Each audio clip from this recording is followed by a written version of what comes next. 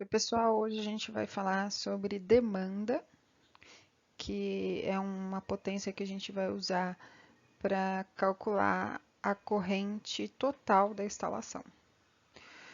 Bom, a gente vai ver algumas diferenças agora. Uma questão é a potência instalada.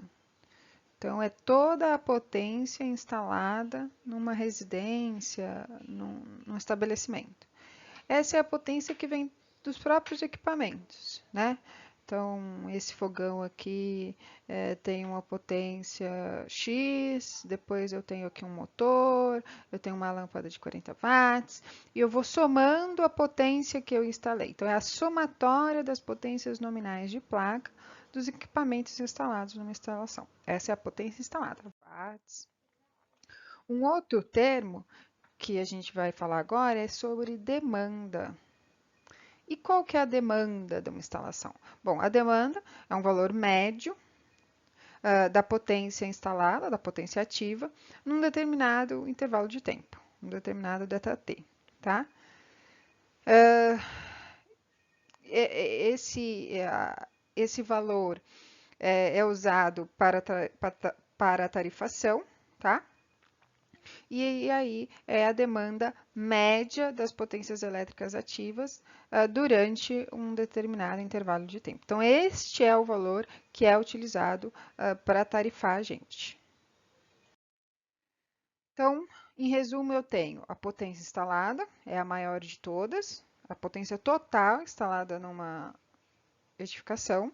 Eu tenho a curva de carga, então, vamos supor aí 24 horas. Então, eu vou fazer essa medida em 24 horas. Então, nesse período aqui, eu tenho a demanda máxima, então eu tenho o pico. Só que o valor que é cobrado é a demanda média. Então, é a média dessa curva aqui. Essa é o valor que é tarifado. Aqui a gente tem a curva de carga, dividindo pelos principais equipamentos. Então, por exemplo, iluminação, aqui em verde. A gente tem o chuveiro, que é o maior consumidor dessa categoria. A gente tem a geladeira, que tem um consumo mais retilíneo. Isso considerando 24 horas. Então, esse período aqui ó, é o período de ponta. Tá? Esse é o período de ponta que o pessoal fala que a gente gasta mais. Tá? E essa é a curva de carga mostrando isso.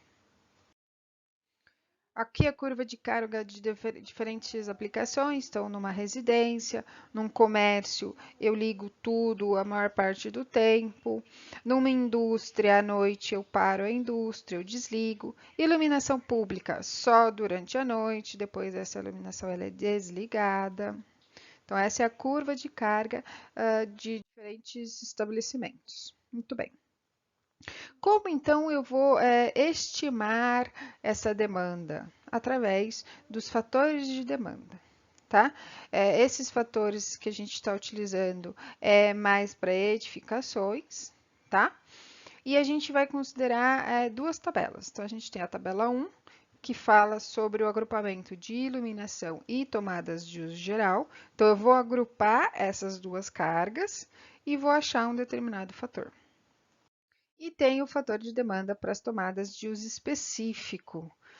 Então, eu vou agrupar a quantidade de tomadas de uso específico que eu tenho, né? Então, por exemplo, 7, e eu vou aplicar um fator de demanda de 0,6 na minha potência instalada, achando assim a demanda. O que então quer dizer essa demanda? Vamos dar uma analisada aqui. Então, eu somei iluminação e tomadas de uso geral.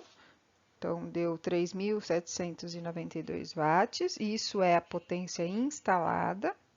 Depois, eu vi que eu tenho 4 tomadas específicas.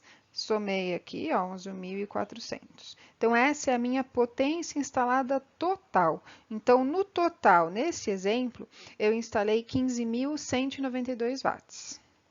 Se eu fosse dimensionar a corrente total pela potência instalada, eu ia precisar de 86 amperes. Muito bem. Só que o que a curva de carga tem mostrado? Que a gente não liga tudo ao mesmo tempo. Nem tudo é ativado ao mesmo tempo. A gente não liga todos os equipamentos, todas as tomadas, todas as iluminações. Então, eu dimensionar o meu ramal principal para 86 amperes é superestimar. É muito difícil, as curvas de cargas têm indicado que é muito difícil chegar na potência instalada total. Então, o que eu considero? Eu considero uma demanda e eu vou calcular a corrente por essa demanda. Então, como que seria isso? Iluminação e tomadas, eu vou olhar na tabela 1. Então, a gente viu que a potência instalada é 3.792. Então, de 3.000 a 4.000, eu vou considerar um fator de 0,59. 0,59.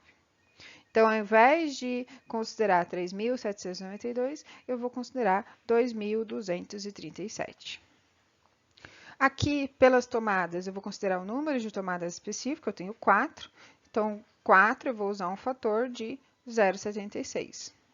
Então, eu vou multiplicar 11.400 por 0,76. Então, eu vou considerar, na verdade, 8.664. A soma disso vai me falar uma demanda de 10.901,28. Então, calculando a nova corrente agora pela demanda, então eu vou observar que, na verdade, eu costumo, a média de corrente que é utilizada nessa instalação é 62 amperes e não 80, como a gente tinha visto. Então, eu não vou estabelecer o ramal principal pela potência instalada. Seria superestimar. Eu vou fazer o dimensionamento pela demanda, que é o que as curvas de carga têm indicado.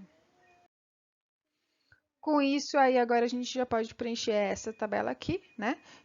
Inserindo aqui a demanda e não a potência instalada. Muito bem. Aí vamos ver o que são os outros parâmetros. O que é modalidade? Esse valor a gente vai encontrar, ele é fornecido pela concessionária local, tá? Então vamos considerar que São Paulo capital é Enel. E aí a gente vai usar esse documento aqui, ó, Livro de Instruções Gerais de Baixa Tensão, LIG-BT, foi publicado aí em 2014. Muito bem. Então, nesse manual a gente vai encontrar as modalidades, que pode ser A, B ou C. Qual a diferença entre elas? Quais são os condutores que a concessionária vai trazer? Então, 2 fios, fase e neutro. 3, 2 fases e um neutro. E ou a situação que ela vai me fornecer 3 fases e um neutro. Muito bem. Mas qual que eu vou achar? Qual que é a minha modalidade, né? Então, até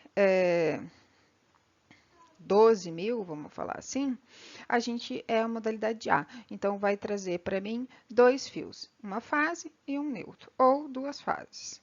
Modalidade B, até 20.000.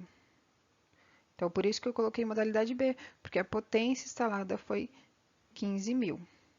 Então, 15.000 é até 20.000. Então, instalado modalidade B, que são 2 fases e um neutro. Essa é a minha instalação. E acima disso, a gente tem a modalidade C. Muito bem. Tensão. Qual que é a tensão de fornecimento? São Paulo, a gente tem diversos níveis de tensão. Então, se a gente olhar aqui nesses locais, a gente pode ter 127 ou 220, ou 120/240. Esse é o fornecimento aí da rede secundária, essa rede aqui de baixo, tá? Vamos considerar que a rede primária fica em torno de 13.800. Só que a gente tem zonas aéreas e a gente tem zonas subterrâneas em São Paulo. Então, esse nível muda um pouquinho. A gente tem alimentação de transformador triângulo e estrela. Então, São Paulo tem um grande nível de tensões aí. O que a gente vai considerar para o nosso projeto? 220/127. Fator de potência continua 0,8.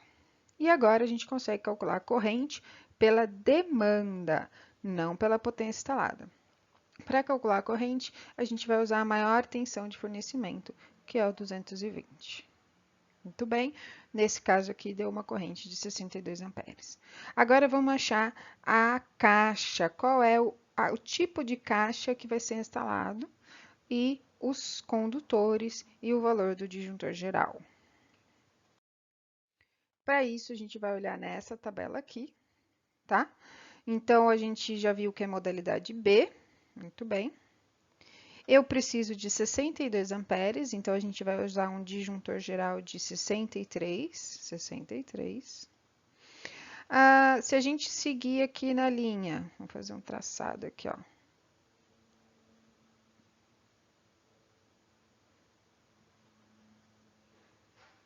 Muito bem. Ramal de 16, então 16, neutro igual, 16. O terra, 16 também. E o tipo da caixa, a gente tem aqui categoria B, é a nossa. Pode ser caixa 2, caixa P ou caixa E. O nosso vai ser caixa 2. Por quê? Caixa 2, medição monofásica e bifásica, até 100 amperes, rede aérea. É o nosso exemplo aqui. Então, a rede aérea vai vir duas fases e um neutro. O que seria a caixa P? Rede subterrânea. E a caixa E seria trifásico, rede aérea. Então, o nosso caso é a caixa tipo 2. Caso a gente tivesse obtido uma fase maior do que 16, eu talvez precisasse fazer uma análise de neutro. Então, se a fase é até 25, o neutro é igual. Se a fase é de 35, aí eu vou ter que considerar um neutro de 25. A mesma consideração eu vou ter que fazer para o terra. Então, até 35, o terra vale 16. Tudo bem?